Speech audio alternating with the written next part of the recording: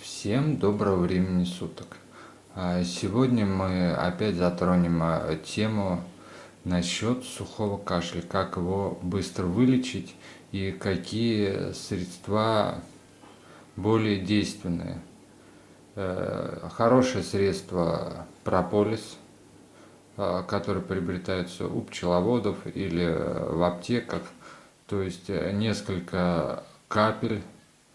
Я вот капаю 7-8 капель или пол чайной ложки на стакан чая или кофе, причем горячего, и размешиваю и пью.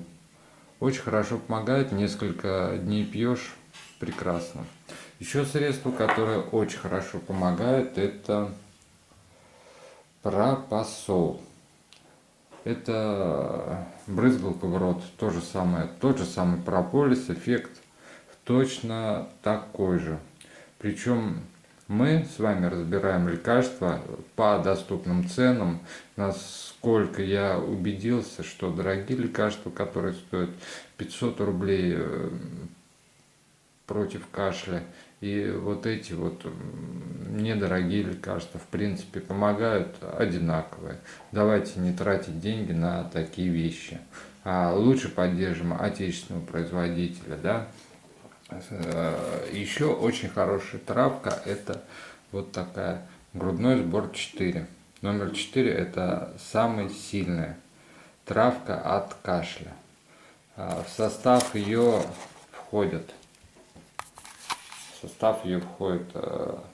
ромашка, багульник, ноготки, фиалки, солодки, мяты. В принципе, вся та трава, которая такая от кашля. Я не знаю, насколько она от кашля, не от кашля, но я знаю, что вот этот грудной сбор, он очень хорошо помогает. Причем пьешь буквально, делаешь настойку, пьешь дня 2-3 и все, полный порядок. Главное не запускать этот кашель, иначе в противном случае придется дольше его лечить.